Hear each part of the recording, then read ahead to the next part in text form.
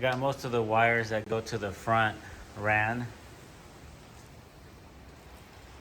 I know it looks like a mess, but what my plan is to just run it temporarily until I know where everything goes for sure. And then I'll go ahead and tidy up everything and make it look professional with the right connections and stuff. So the wires that I do have ran right now is just to get by. I did order a new radiator and a new alternator as well, and going to one wire. Just the one that was there seemed a little complicated to hook back up, and it wasn't going to support the electric fan, so decided to get rid of it. So now I just have to wait for the new one. As far as I can tell, I have everything that I need to start the car connected for now. All I need to do is put a battery in the alternator and all that stuff. I was having a problem with the neutral safety switch, which is down there. I have the FMX transmission, and so it has all the wires for the neutral safety switch on the shifter instead of on the actual transmission. So it's a pain. I am going to upgrade the transmission eventually and go with I would like a 5-speed, a T5, but I really just want to get the car running and driving. So for now, I'm just leaving the original one there. Now I have to hopefully run the stuff in the dash. I don't want to put the dash back in there yet because I have to paint it, and I can't find any paint for it right now. Everything's out of stock. So I have to figure out what I'm gonna do there. If I had it painted, I would just go ahead and put it back and then wire everything, but nothing's ever simple. I have these bezels for the lights and lighter and all that stuff. Cleaned them up some. They are a little pitted, but not too bad. I just cleaned them up with some WD-40 and some aluminum foil, and they cleaned it some. So for now, I'm just gonna keep what I have, and then later on I'll upgrade them. The reviews that I read on the aftermarket stuff is that it doesn't really look as good as the original, so if it doesn't look as good, why bother buying the new stuff anyway? So okay, so I'm gonna go ahead and button this up and see what it looks like after that. Okay, so we're figuring some things out, and what I'm working on is I want to get it on. So this is a new wiring harness, all the wires for the new wiring harness, and this is the old connector that I took out from the old wiring harness, and this is actually the ignition switch wiring. It functions with a little shaft that's up here, and I guess when you turn the key it moves that up and down, and I guess it has a few little connectors inside of this that tell or give it power to each of these wires, and it turns on. So my goal is just to get it on, see if it comes on, and then try to figure out the rest. I got the lighter switch wires installed. That was pretty easy. I think the cluster is going to take me a little bit of work to figure out, and also the AC and heater. There's still some wires that I need to take out and remove. So I also got the rear ran, and one thing that has me a little confused is this is a switch for the high beams and low beams, but it also controls the dome light. So you can see it only has one wire, and I have to look, but I believe that the dome light had ground, so whenever you screw it into the frame, it acts as the ground. But on the new diagram, it has, I believe, 2 wires. It has one going to the positive and one going to the negative, so it wants 2 wires instead of one. And then you run it to I believe one of these, this one and this one. I have to verify, but it goes into 2 connections, so power goes in, goes out onto the door jamb. And I could be wrong as well. I don't remember. It's been a while since I've driven this car, but I disconnected these because it would buzz whenever you had the door open. I don't remember the dome light coming on. Maybe it's because it was disconnected, but what I'm gonna do is connect the lights to this. So I'll have one wire going here and one going to the other side. So whenever the door opens, the light comes on. But I don't need this to turn on the car. My main focus is really just to turn it on. So I'm gonna go ahead and try to figure some things out with that so I can get that going. So I'll show you what I have here in the front. I got a new alternator. This is a 1-wire alternator, and I got it because it's so simple to install, or I'm hoping it is. Here's the old one. It has a lot more wires. Looks a little bit more complicated. Maybe not for those that know what they're doing. But this one's literally just 1 wire. So they recommend running a 4-gauge wire, which I have here. And I bought 6 foot of it. I'm not gonna need it all. I just kind of marked it with the tape where I think it should be cut. And then I'll plug it into the coil here, or the solenoid. And that's it. So I'll go ahead and cut it. I'm sure it's gonna be a challenge to cut it. I may have to get the Dremel tool and cut it. And then I'll go ahead and put the connector on the side so I can hook it up. And I believe once I have that, then I'll just put power to it and hope that nothing burns. I'm gonna double check everything before I do that, because I do want to turn it on before anything. And I think the rest, like the tail lights and headlights, are gonna be a little bit easier to do.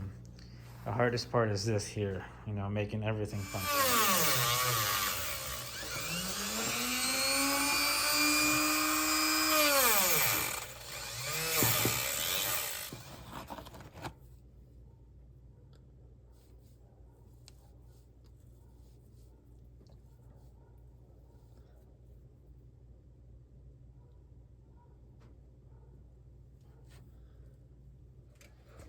Okay, so I got the alternator hooked up. Looks nice and clean. It's all buttoned up. It's the newest thing in the engine bay. So now let's go ahead and install the ignition. So I have to put this in through there. It's kind of a pain. And I guess I'll just have to take it back off because I want to repaint this. There's a piece of plastic that goes here with this. It's all nasty. Could probably be cleaned up, but just testing purposes, I'll go ahead and install this. And then I've taken the switch off to clean it. Well, actually, before I didn't know that it was one of these, so I took it out. No big deal. It's all clean. I have to take it back out anyways if I repaint this, so I'll go ahead and put it back and see if it works. And if not, just try to figure out what's wrong with it so I can test the ignition system, and then I'll move on to the lighting.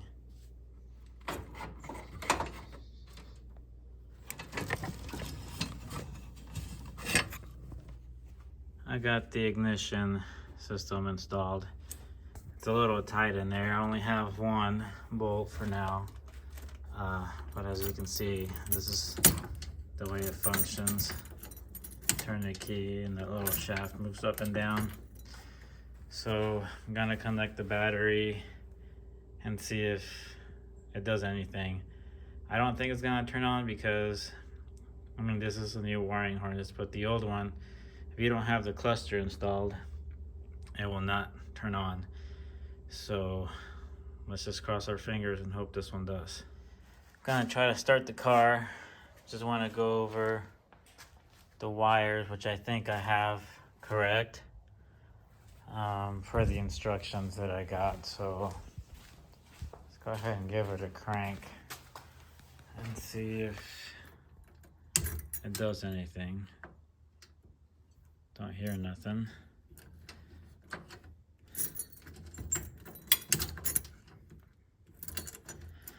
So that's not a good sign. So I'm thinking my problem's gonna be in the ignition. So I'll go ahead and take the ignition connection off and see if I have one of the wires crossed.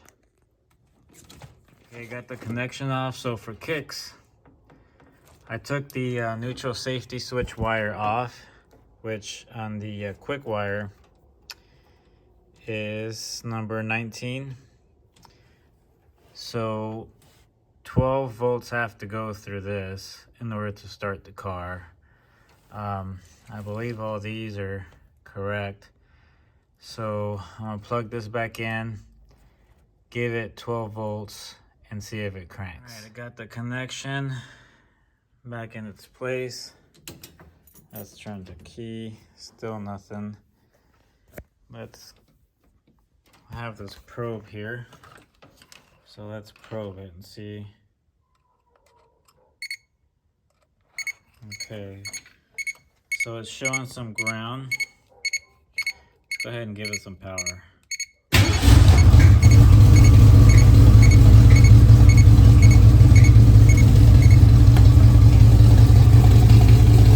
So there it is.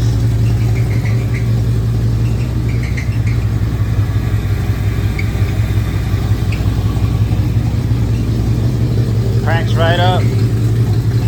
I did pump the carburetor a few times so it can have enough gas in the bowl, so that's probably why it cranks so easily. So let's go ahead and shut it off. And I need to figure out why I'm not getting any power to that purple wire. So I'm gonna mess around with the direction of these and see if maybe I have it in the wrong place. So go ahead and do that right now. So I rearranged some of the, well, actually just the purple wire, because there's not, this is the original connector for the ignition switch, and I'm not using all of these. A lot of them got eliminated, so these are the only ones that I'm working with. And I moved them around and nothing happened. So I got my cheat sheet, my little diagram. This is the connection, and the way I have it wired is number 19, which is the original 32 on this 73 Mach 1, and that is the starter control. So if that doesn't have power, then your car is not gonna turn on. Next I have number 16, which is ignition switch to coil. I have that at 31.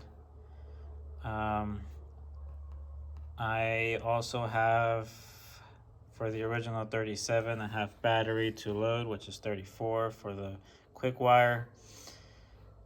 For 39, I don't have anything. And for 977, I don't have anything. For 297, which is ACC feed from ignition, I have 32 and 33, which is the brown and orange wire. This blue wire is just the ground. So what that's telling me, if it starts and the only thing that it's not getting power is number 19, I'm gonna go ahead and take that switch off and see if maybe there's a spot it has to go, a certain spot it has to go on, because whenever I remove this, I just took it out. I don't even remember if I had it on the lock spot. So fortunately, it kind of sucks to take it off, but I'm gonna take it off, inspect it, and look at it a little closer out here to see if I can find that problem. All right, so I think it's a combination of a couple of things that the car wasn't running. I noticed that I had this thing switched around. I had the grounds down here, which is number 57. I had it up here. So I put the purple wire down here and the ground up there where it should go. So that's the number one issue that I had. So you can see. The other issue was that this ignition switch has to be tightly secured on there. And I had it in there pretty tight, but you can kind of see some the old markings. Let's see if I can get it to focus. The old markings on the old bolts where I used to go, and I had it too far forward or back, whichever one of the two.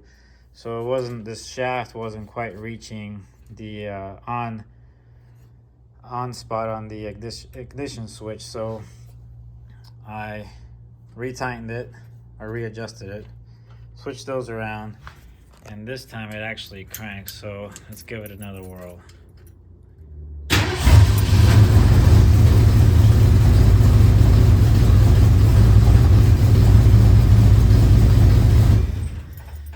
So that's the way it should work. Shouldn't have to be poking it with probes to get it to start. So I'm super excited. It took a long time. It's getting kind of late. So this will probably be it for today. I have a mess over here. So kind of let me show you what I did here. I have the, let's see, where's the light? This is the neutral safety switch wire, which goes on the S side of the coil. I have the battery hooked up to the positive side. That there goes to the starter. And here's the negative side cable. This thick red wire goes to the alternator. It's gauge 4. Here's your fusible link, which all this is just temporary, just to get the car started. I also have a wire that goes from the ballast resistor to the positive side of the ignition coil. And then I have another one here, which is a mess, I know, but it also goes to that side of the ignition coil. This pink wire, which is number 20, goes to the other side of the ballast resistor. So now I can move on to the lights and see if that works. So I'm super excited. My main thing was to get it started so I can move it. I hate the car just sitting here. It looks like a mess, but it's actually a lot better than I thought. I went ahead and routed, the wires to the back and stuff. So now I'm gonna focus on the instrument cluster there. Tidy it up a little bit, make it a little neater. But it's awesome that it starts. So let's go ahead and leave in that note and crank it just one more time, make sure I'm not dreaming.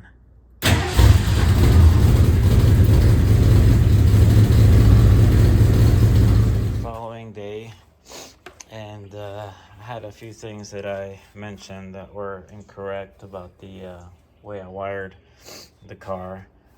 But now I can see a little bit more. So this is the purple wire that needs to have the power that supplies the solenoid, not the coil.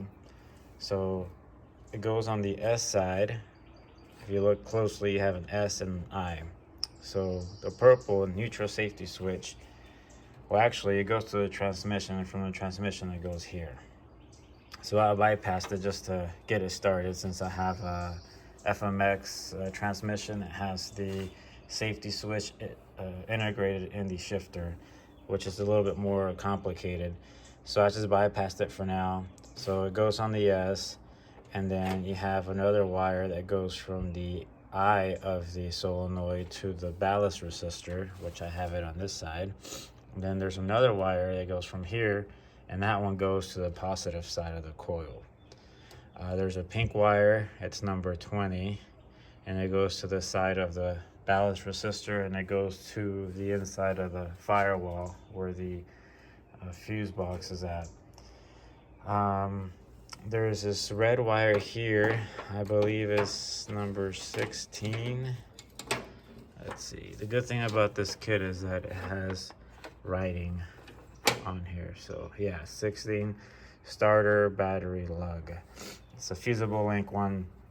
That one's connected to the positive side of the solenoid. Then of course you have your cable that goes to the battery, and then the other 4-gauge red wire goes to the alternator. It's a 1-wire alternator, so that's really all it requires for it to work. So this kit here is an older kit. It came with a 15 wire, which you won't need, and that is alternator battery lug. It's number 15. This one does still come with it, and this is the 14 white wire alternator exciter, which is not required if you go with the 1-wire alternator, and that's the whole reason why I got it, to make it a little easier.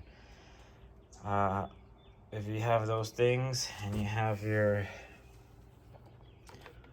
connectors plugged in for your point or whatever it is you have there, then it should start. So like I said, I'm gonna go focus on the lights, and once I figure out, I think I pretty much have the route that I want to take. It's the factory route. So it comes in from the firewall. The left goes to the left, the right goes to the right. But I had it going through the bottom. So it splits here, goes to the bottom, over, and then to the other side of the car for, you know, that part of the lights. So I just want to clean this up a bit, make it look like, you know, it belongs there, not a rat's nest in here. So that's what I'm gonna do for now, and let you check it out once I'm all done with it. Did get some stuff done, but it looks like it's getting ready to rain, so I might have to close the garage door. It's getting a little dark, but I got some of the wire ran. It looks a lot neater, a lot cleaner here. I got all the wires for the ignition coil ran, and I still have to do some minor things, but I decided to do 2 routes. I still have that. That's for like the headlights, turn signals, parking lights, all that stuff. And then I ran the other light that goes to the ballast resistor and the coil and the fusible link. I ran it down through there, over, and then under the by the alternator. Just makes it look a little bit neater, I think. And I got the loom on there, so it looks like a professional job. What I'm thinking I'm gonna do now is probably remove this radiator. I did get a new aluminum radiator, and I'll show you that here in a bit. But it has electric fans in there, and that's the reason why I got this alternator, because it will support the electric fans that I will be running. So I drained the radiator, took the bolts loose, and I'm just gonna pop it out and at least see what I have to do for the wiring, because I don't want to tape all these wires and loom them up if I'm gonna need some for the power supply for the electric fans. So I'm gonna take this radiator out just to test fit everything, and then I'll finish up some of the wiring, and hopefully I can get that done today. If not, no big deal. My main thing was trying to get the car started, and I did that, so the rest of it I can take my time with, I feel like.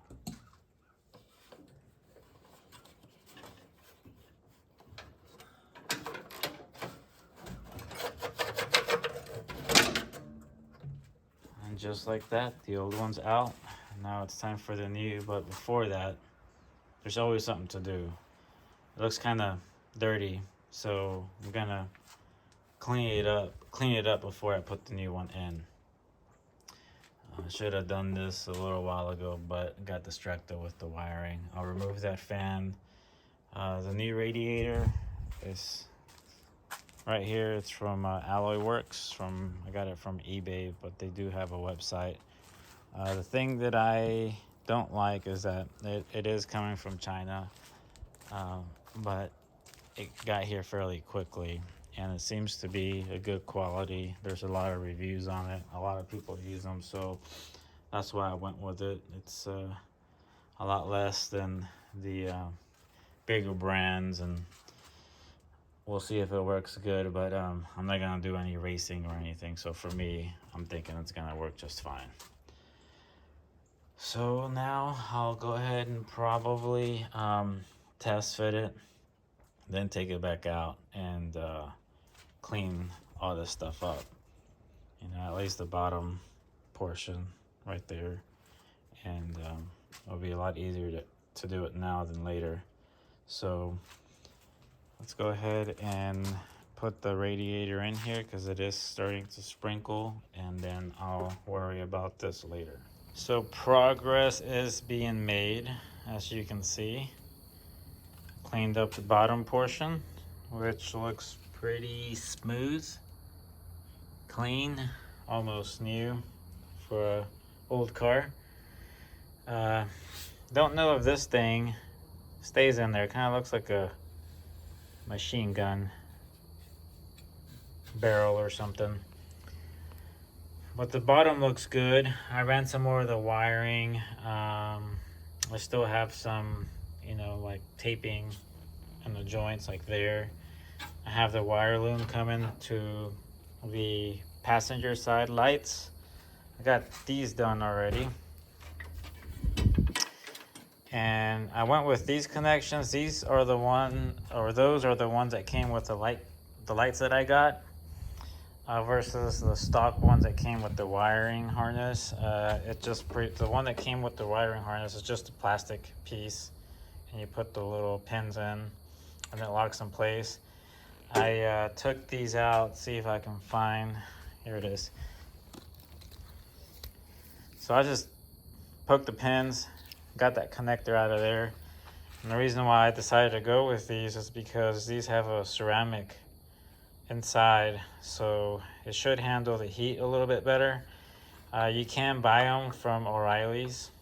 I know I've seen them there, but since they came with this already, I just decided to use it. I'm not going to use this connector for my lights, so I'm going to plug them straight into this.